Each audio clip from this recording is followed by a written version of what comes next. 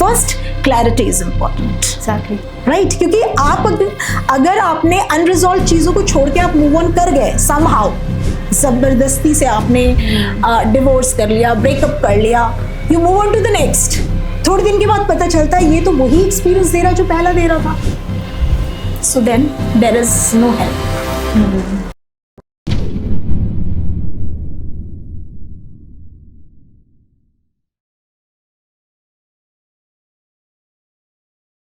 Welcome to another episode of TVT.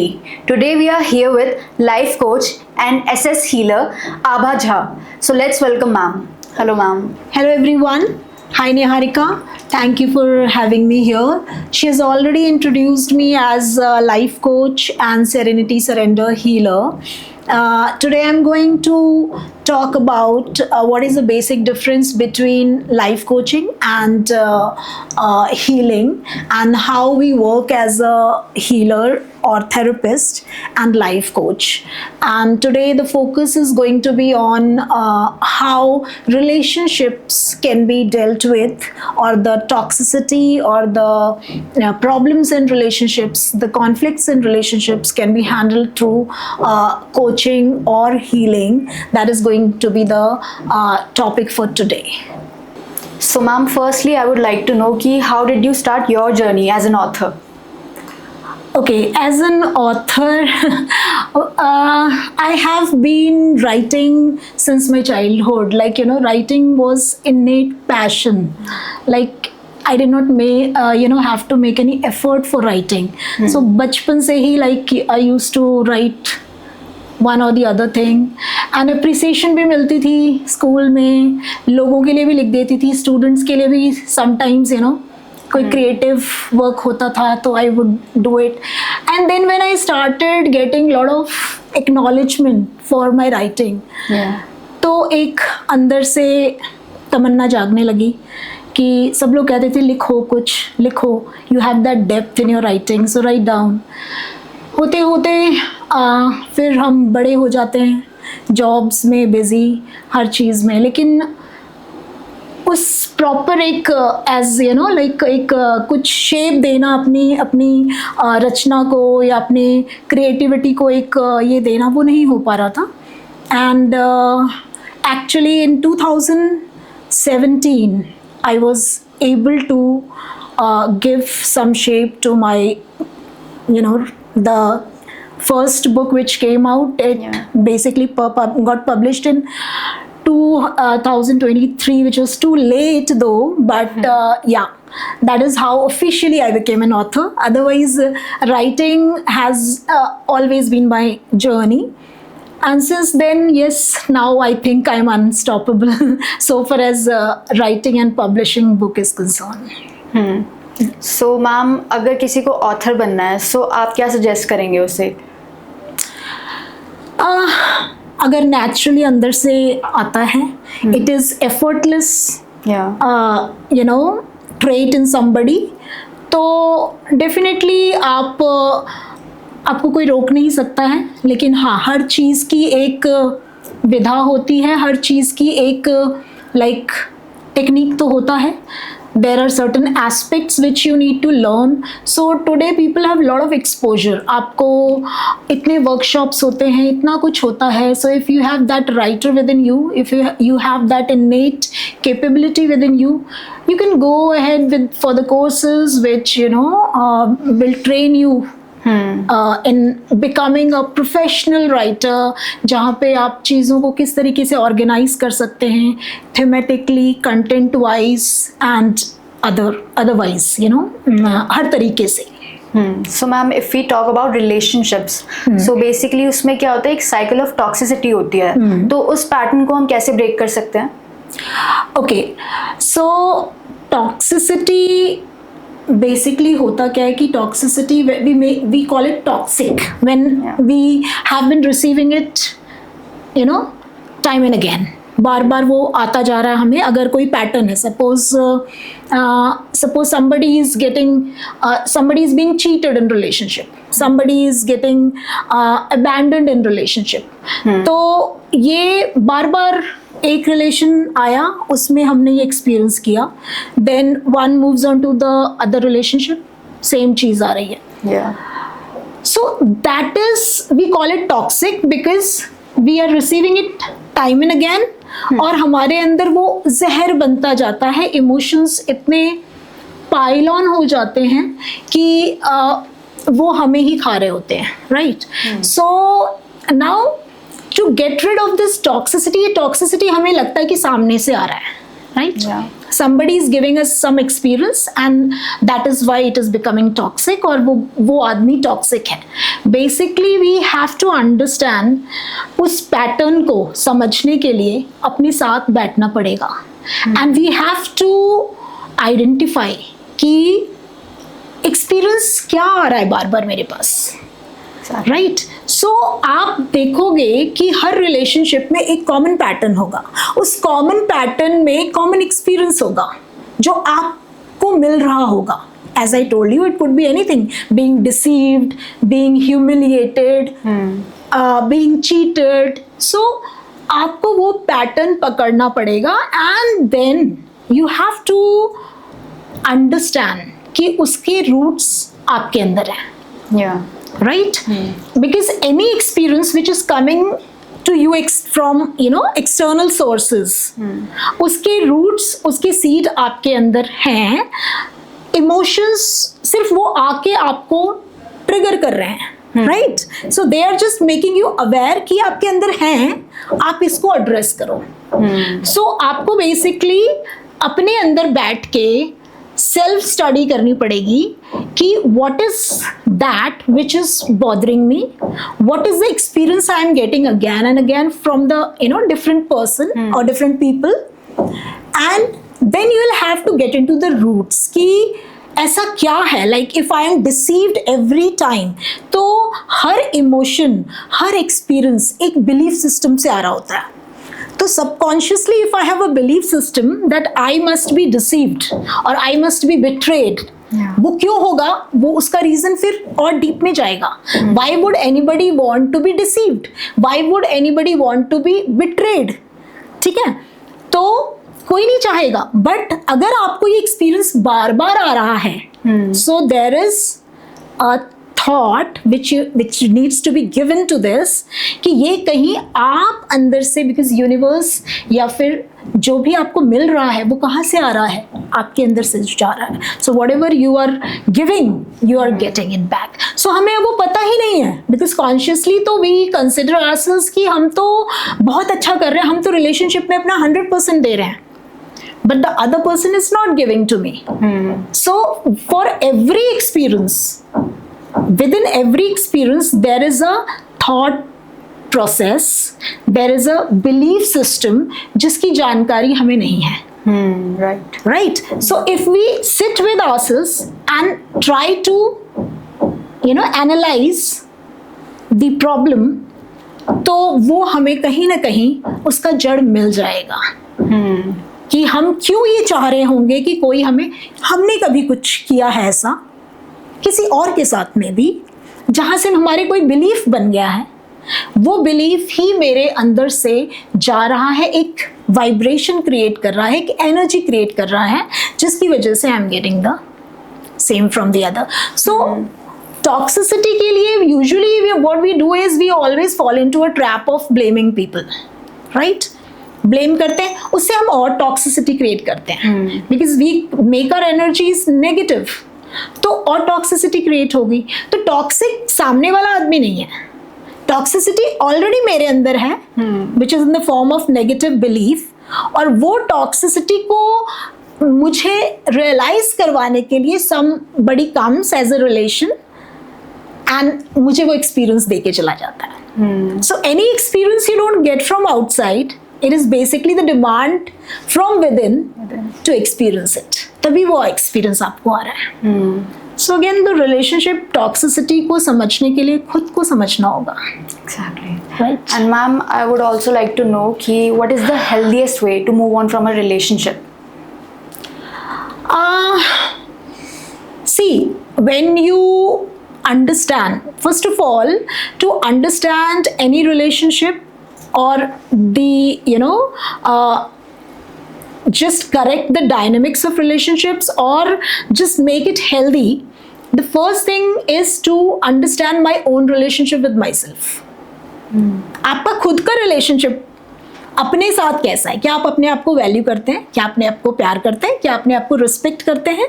If your relationship with yourself is fine, so you will automatically attract people who will give you the same kind of vibration.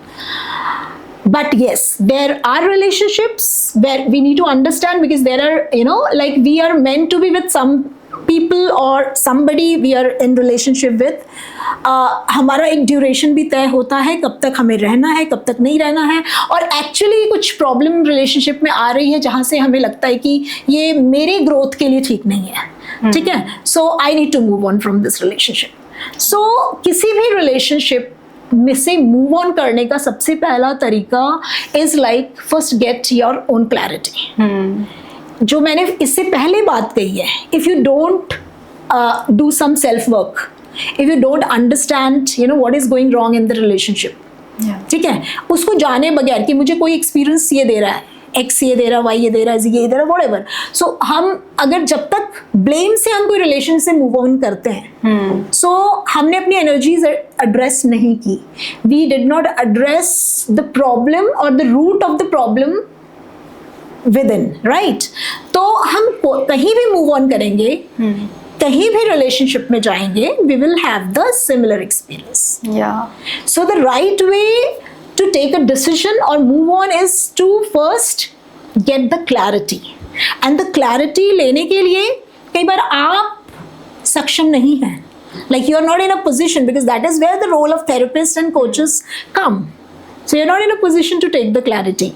So then you have to take professional help. But first, clarity is important. Exactly.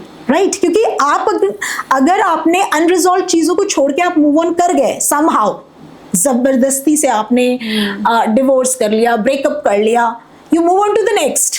थोड़े दिन के बाद पता चलता है ये तो वही एक्सपीरियंस दे रहा जो पहला दे रहा था. So then there is no help, right. Also ma'am, there is this concept of having a soulmate. So is it really true कि मतलब सोलमेट होना चाहिए, या फिर ये कॉन्सेप्ट मतलब ऐसे ही है, कोई रियलिटी नहीं है?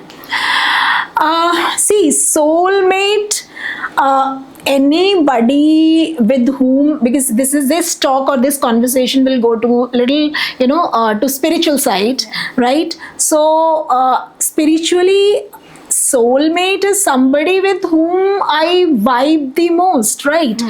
तो वो vibration जो होगी, and soulmate is not a single person who is the soulmate. There you can have multiple soulmates. You have a group of soulmates. So soulmates वो है, because अब soulmates की बात हो रही है, when we talk in terms of soul, so again we talk in terms of past lives, we talk in terms of other things which I don't know how much you want to take this conversation into. So basically तो हमारी vibration, और ये वो लोग हैं जिनसे हमारे different life times में कहीं ना कहीं इन लोगों ने ये हमसे कनेक्टेड थे, and we had like we had taken some kind of vow, taken some kind of promises to be there in our subsequent journey for each other's growth. So it's not that there is one single soulmate. The concept of soulmate is only refer to someone. There are people ना, आप देखते हैं कि बहुत लोग होते हैं जिसने फर्स्ट साइट पे कनेक्शन क्लिक करता है, and you feel good being with them, you just feel so comfortable, you feel you vibe with them.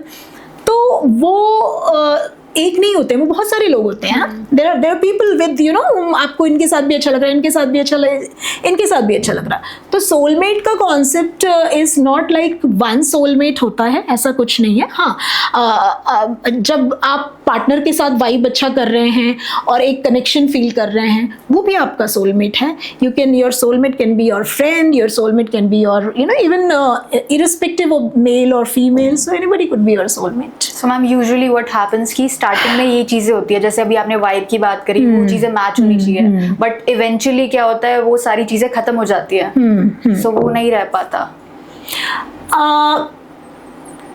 I don't know. I don't understand this question. You know, like you want to say कि in with respect to relationship you are Yeah, saying. exactly. Relationship you are saying.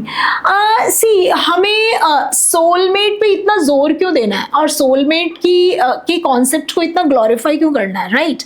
तो anybody with whom we have some deepest karma, जिनसे हम कहीं से किसी life time से जो है या फिर बहुत मल्टीपल लाइफ टाइम से कुछ हमारा उनके साथ पैक्ट है, कोई मतलब कार्मिक हमारा कोई कॉन्ट्रैक्ट है उनके साथ, लेना देना रह रहा है, तो we'll keep attracting those people and our life partners are, you know, like जो भी हमारे you know, the love relationships or any such relationship we are attracting. Why love relationship, why partner relationship, any relationship, मतलब even parents के साथ, even आपके sibling relationship, they are all karmically bonded.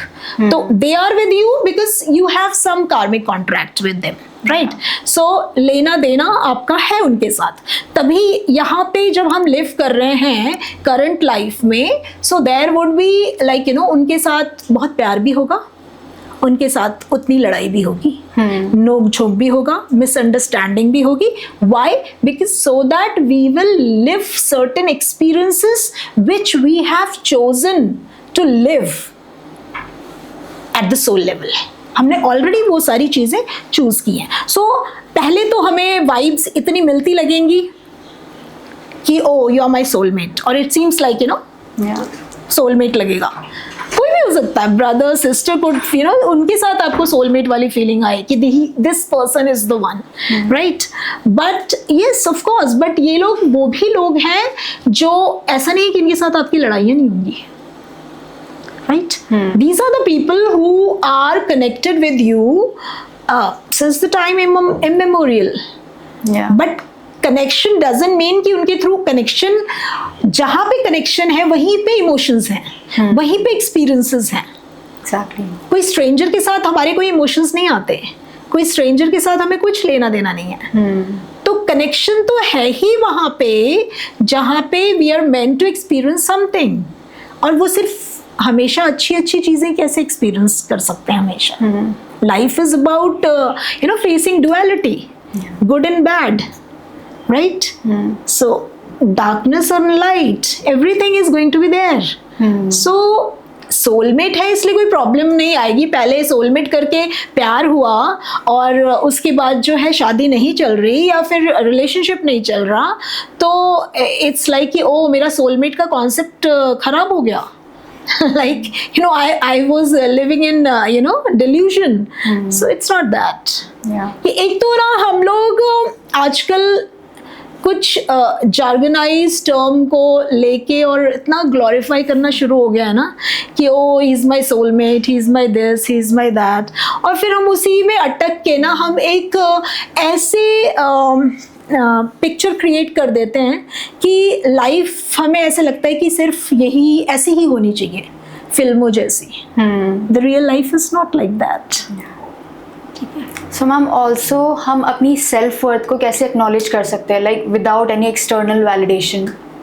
You can only acknowledge when you acknowledge your strengths, right? अगर आपका focus सारा अपनी कमियों पे है तो बाहर वाले से ही हमेशा आप अपने लिए सुनना चाहोगे ना, right. Every person, every human being, they, you know, has their a set of strong points and a set of weak points, right. सब एकदम परफेक्शन का ढांचा तो होते नहीं है, but more we focus on our weaknesses, more we focus on our shortcomings, तो हमारी तो नज़र ही शॉर्टकमिंग्स पे है, तो फिर तो हमें कोई चाहिए जो आके हमें बताए कि नहीं तुम्हारे अंदर ये भी गुण है, राइट. सो सिंपल है, it's very simple. So you have to just sit with yourself and you know acknowledge कि मेरे अंदर गुण क्या क्या है, right. But all I have, and उसी पे हम फोकस रख के उसी को आगे हम चिजल करें, तो that will take care of the weaknesses. Suppose one is very good at writing, एक बहुत अच्छा लिख सकता है, वो लिख के एक्सप्रेस कर सकता है। अब उसको लग रहा है कि ओहो मेरे अंदर तो शॉर्ट कमिंग ये है कि I can not speak, I can not express my self as well as I write. तो अब वो इसी पे फोकस करता रहेगा, और वो जो लोग बोल के एक्सप्रेस कर पा रहे हैं उसको देख देख के वो ऑ में रहेगा कि अच्छा मैं नहीं कर सकता, ओ आई कैन नॉट डू, और या फिर उसको कॉपी करने की कोशिश करेगा। तो इस काम को करते वक्त उसे अपनी क्वालिटी जो है, उतना टाइम वो जो लिख के एक्सप्रेस कर सकता था पावरफुली, वो उसने खो दिया। वो सारा टाइम कहाँ फोकस कर रहा है? नेगेटिव पे। ठीक है, और आपकी जिंदगी वही बनेगी जहां पे फोकस होगा। So when you are focusing on your shortcomings, when you're focusing on your weaknesses, you will become a person who would never value yourself, and you will see कि self worth तो है ही नहीं, फिर तो मुझे there will be expectation all the time कि कोई आके मुझे appreciate कर दे, कोई मुझे कह दे आपने बहुत अच्छा काम किया। ठीक है, तो ये चीज़ होगी। एंड मैम ऐसा भी होता है कि जो हमारे चाइल्डहुड एक्सपीरियंसेस होते हैं या फिर ट्रॉमा होते हैं, तो वो चीज़ें जो होती है वो हमारे प्रेजेंट में भी अफेक्ट करती है हमें, वो मतलब हमें ऐसा मोल्ड कर देती है कि काफ़ी मतलब दिक्कतें आती हैं हमें। तो उन चीज़ों से हम कैसे डील कर सकते हैं? देखिए, सारा जो हमारी सारी प्रॉब्लम जो करंट मोमेंट में चलती हैं बड़े होके, वो डेफिनेटली वो हमारे किसी इनर चाइल्ड ट्रॉमा से आती है। जो हमारे अंदर एक बच्चा, राइट, वो बच्चा जिसने चाइल्डहुड में कुछ चीज़ें एक्सपीरियंस की हैं, राइट, और वो एक्सपीरियंस करके उसके अंदर कोई एक घाव, वूंड बन गया, राइट। So to treat that wound is very important, क्योंकि आप ये देखिए, एक बच्चा जब से क्रिएट हुआ, उसका जन्म हुआ, कुछ टाइम तक तो उसकी कॉन्शियसनेस जागृत नहीं हुई, बड़ा होने लगा धीरे धीरे, और उसके माइंड पे जो इम्प्रेशन पड़ा अपनी फैमिली का, उनके बिहेवियर का, उनके एटीट्यूड का, उसके एनवायरनमेंट का, सब एक छाप छोड़ गया, राइट। और वो बड़ा होता चला जाता है, लेकिन कॉन्शियसली वो ग्रो करता जाता है, बट सबकॉन्शियसली उसके अंदर वो चीज़ें रह जाती हैं। ठीक है, तो फॉर एग्जाम्पल, अगर एक बच्चे ने अपने पेरेंट्स की मैरिड लाइफ डिस्टर्ब देखी, डोमेस्टिक वायलेंस देखा, पेन देखा, that his mother had gone through, right, so वो पेन उसको आगे जाके अपनी मैरिड लाइफ में अननोइंगली प्रॉब्लम देगी, right. So your question is to how to deal with that. So it's very important, it's high time that as society, as mass consciousness, we are seeing that people are getting too much aware about the inner child healing. So उस inner child को की रीपेरेंटिंग करना बहुत ज़रूरी है, right. हमारी parenting कोई कर रहा है, और हमारे पेरेंट्स कर रहे हैं definitely, and there are people who are parenting us, right.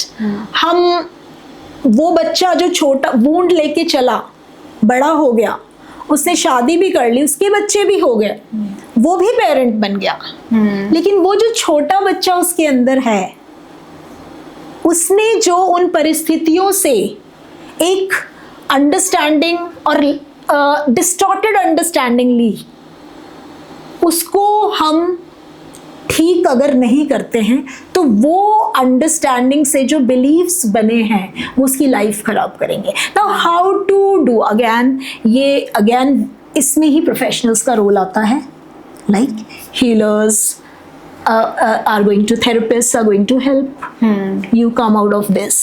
ठीक है, क्योंकि आपको वो लोग ले जाएंगे वहाँ पे, उन पॉइंट्स पे ले जाएंगे, उन जगहों पे ले जाएंगे जहाँ से आप वो वुंड कैरी कर रहे हैं। Right, and they release you from that wound, और वहाँ पे आपको खुद से अपने उस इनर चाइल्ड की पेरेंटिंग करवाएंगे, रीपेरेंटिंग करवाएंगे, so that you are liberated from those, those binding beliefs you're carrying from there, जो आपकी लाइफ में अड़चन पैदा कर रहे हैं, बिकॉज हमारे बिलीव्स जो सबकॉन्शियसली हम मतलब वहाँ पे जो बिलीव्स हमारे हैं सबकॉन्शियस माइंड में, वही हमारी लाइफ क्रिएट करते हैं। Right? So, अभी आपने थेरेपिस्ट की बात करी। Yes. मैम अगर मैं पूछूं कि थेरेपिस्ट और काउंसलर, इन दोनों में डिफरेंस क्या होता है? See, काउंसलर तो मैं तो as a coach I can tell you, because of course I am not a counsellor, certified counsellor मैं नहीं हूँ। काउंसलिंग का क्वेश्चन आप किसी और से पूछेंगे जो काउंसलर है प्रोफेशनल। सो या थेरेपिस्ट एंड कोच का मैं डिफरेंस आपको बता सकती हूँ। सो डेफिनेटली थेरेपिस्ट जो हैं आपके पास्ट से आपकी प्रॉब्लम के रूट्स को हील करते हैं, and they bring you out of that. सारे साइकोलॉजिकली आपको किस तरीके से एक सिचुएशन ने इम्पैक्ट किया है जिसकी वजह से आपकी प्रेजेंट मोमेंट में चीज़ें खराब हो रही हैं। सो थेरेपिस्ट का ये काम है, राइट। सो कोई भी इशू आप लाते हैं कि मेरे साथ ये हो रहा है, ये हो रहा है और ये हो रहा है, वॉट एवर इन आपके किसी भी एस्पेक्ट्स ऑफ लाइफ में कुछ हो रहा है, so therapist will treat you by taking you to the point जहाँ से वो चीज़ें आ रही हैं, रूट कहाँ पे है उसका, and definitely it is in the past. ठीक है, नियर पास्ट या दूर के किसी पास्ट में, so what wherever, so past से वो आता है। But coach, role of coach is different, right. Coach का रोल है आपको आगे ले जाना, कोच पीछे नहीं ले जाएगा आपको, राइट। कोच आपके साथ टाइप करेगा, कोलैबोरेट करेगा कि अब आप कैसी लाइफ चाहते हैं, अभी आपकी ऐसी लाइफ है, so you will go to the coach for telling और for seeking help in how to just move ahead or move on. आगे मुझे यहाँ तक पहुँचना है, this is my goal. So coach will take you to your goal. Therapist will heal you from the past for the reason of that problem. Coach will take you strategically, वो आपको आगे लेके जाएंगे। आप अगर आगे बढ़ना चाहते हैं, मेरा for example I have certain business plans, I have certain relationship goals, right? I have certain academic goals, I have certain professional goals, right? So now I have my clear goals, but I don't have direction. I have vision, but I don't know how to reach there. Exactly. So that hand holding will be done by coach. So coach is going to draw power from you. Coach is not going to give you power, but coach will make you realize your own power to reach there, and strategically वो आपके goal को plan करेंगे, right? Yeah. So that you reach your goal. So this is the आगे आपको coach लेके जाते हैं, and current moment में आपका जो issue है उस issue को heal करना, so that your energy become sorted. उसमें भी आप आगे ही मूव करोगे, like but then if you are carrying some wound from the past, right, तो वो रूट से आपको ठीक कर रहे हैं, और कोच इज लाइक कि हाँ आपको आगे क्या करना है, सो आप आगे अब बढ़िए। अगर आपकी रिलेशनशिप खराब है तो अभी ये सिचुएशन है, now what kind of relationship you want, और आप आगे क्या करना चाहते हैं, लाइक सो एक और क्लियर एग्जाम्पल दूंगी, लाइक समबडी कम्स कि मैं बहुत कॉन्फ्लिक्टेड मैरिज में हूँ, राइट, आई वॉन्ट डिवोर्स, ठीक है, अब ये गोल क्लियर है कि मेरे डिवोर्स चाह रहा हूँ पर मेरा डिवोर्स नहीं हो रहा, the role of coach will come here. लेकिन एक रिपीटेड पैटर्न को लेके एक आदमी जा रहा है और उसको जानना है कि why is it happening with me, क्यों इतना मेरे लिए डिफिकल्ट हो रहा है। I want divorce. It's not that difficult for me, but somehow I'm not able to come out of this. So what could be the reason? So then the role of therapist is there. So ma'am, can you tell me like what is serenity surrender therapy? Yes. So, Serenity Surrender is a modality, New Age modality, founded by Shivi Dua in 1999. And this modality is a way of healing, in fact, a way of life, teaching a way of life, wherein, we deal with the situations, or we treat people from their subconscious mind, right? So consciously everybody is aware of what is happening in their life, right? Yeah. But still there are a number of things which are happening beyond their conscious expectations. Okay. ठीक है, हम जो चाह रहे हैं वो वैसा नहीं हो रहा, राइट? हर कोई भी एस्पेक्ट ले, हेल्थ वाइज, ठीक है, कोई पतला होना चाहता है वो नहीं हो पा रहा, ठीक है, कोई प्रोफेशनली ग्रो करना चाह रहा है वो नहीं हो पा रहा, तो there are an number of issues in life, right? So consciously तो हमें पता है कि हाँ, लाइक मैं तो अपना बेस्ट दे रही हूँ, अपना सब कुछ कर रही हूँ, फिर भी ये चीज़ें नहीं हो रही. So for everything the reason is your subconscious believes. हमारे बिलीव्स से हमारी लाइफ क्रिएट होती है, राइट? जो हम सोचते हैं, कहते थॉट कितना पावरफुल होता है. एक थॉट हम रिपीटेडली अगर हमारे अंदर रह जाए, वो हमारा बिलीफ सिस्टम बन जाता है, ठीक है? सो बिलीफ सिस्टम हमारी लाइफ मैनिफेस्ट करता है. तो serenity surrender modality is all about treating people and addressing their problems by addressing their subconscious mind. और उस subconscious mind के belief system को हम transform करते हैं, so that there is an alignment in the energies, right? So जो emotion, so basically beliefs जो हैं वो create करते हैं certain kind of emotions within us, right? Emotions आते हैं ना, हमें फील होता है, जैसे ट्रिगर्स की हम बात कर रहे थे, रिलेशनशिप ट्रिगर्स या कोई भी तरीके की ट्रिगर्स हमें जो आ रही है कि किसी ने कुछ बोला, राइट? कि फॉर एग्जाम्पल ये से कि हस्बैंड वाइफ से कह दे कि तुम करती क्या हो, home maker, if she is a home maker, and husband says कि तुम दिन भर करती ही क्या हो घर पे, and the wife is triggered. और वो ट्रिगर जो है देन वो एंगर के फॉर्म में कहीं कहीं निकल रहा है, आर्ग्यूमेंट में चल रहा है. So there can be different consequences of this trigger. Point यहाँ पे है कि हमारा कुछ अपना ही, because that the female who has responded, who has heard from her male counterpart कि तुम करती ही क्या हो. So basically she must be having the belief of being useless because she is not doing any job. I mean, she feels that she's not earning, she's not going out, and she's not doing any job. So in her belief, making home is not a profitable job.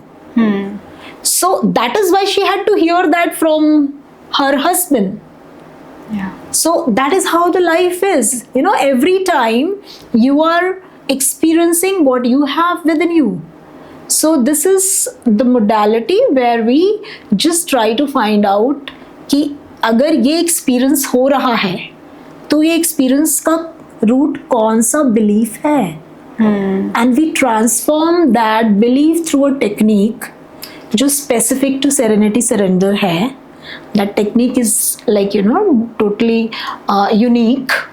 So उस technique से फिर हम transform करते हैं वो belief. और जब वो बिलीफ ठीक होता है तो आपकी सिचुएशंस भी बदल जाती हैं.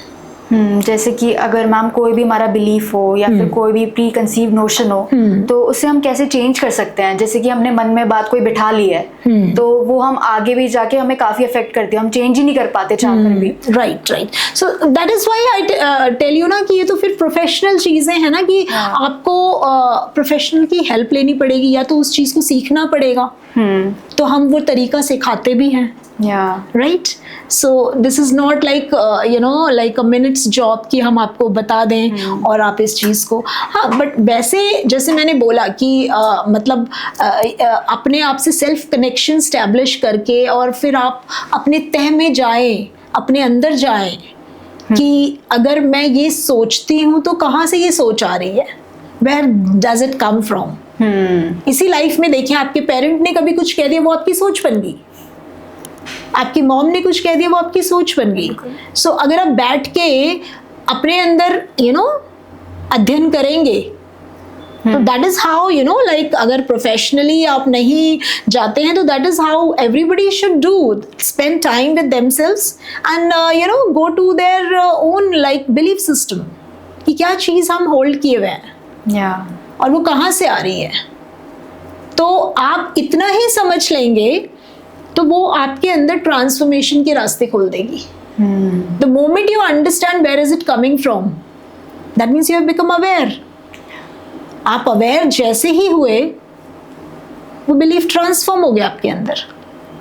But yes, we do have certain level of technique with us जो हमारी यूएसपी है. Okay. तो वो फिर हम जो कोर्सेज हैं और जब सिखाते हैं तभी हम उन्हें बताते हैं. Okay. राइट.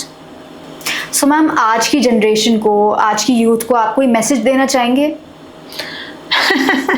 आज की यूथ मैसेज लेना चाहेगी, ये बहुत इम्पोर्टेंट क्वेश्चन है, whether they want to take, because आज की यूथ अपने आप में ही काफ़ी आगे हैं हर चीज़ में.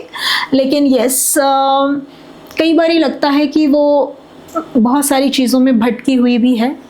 और बहुत करियर का जहाँ तक सवाल है, अपने लाइफ को जीने का सवाल है, उन्हें बहुत क्लैरिटी है, लेकिन बहुत सारी चीज़ों में लेके वो अंतर्द्वंद में जी रहे हैं. सो बेसिकली जो मुझे ऐसे, अगर मैं एक वर्ड में डिफ़ाइन करूँ, आज का यूथ मुझे बस सिर्फ एक्सटर्नल चेज़ में दिखता है. So the message for them would be कि सेल्फ से थोड़ा सा कनेक्ट करें और रिलेशनशिप्स बेसिकली आजकल के यूथ मुझे उसमें भटके हुए दिख रहे हैं. So probably they have to build up strong relationship with themselves first to get the clarity on relationships. Right. That is my message for them. Thank you everyone. Hope this session has helped you. Anybody having any kind of query, kindly contact me through the number given on the screen. Thank you so much.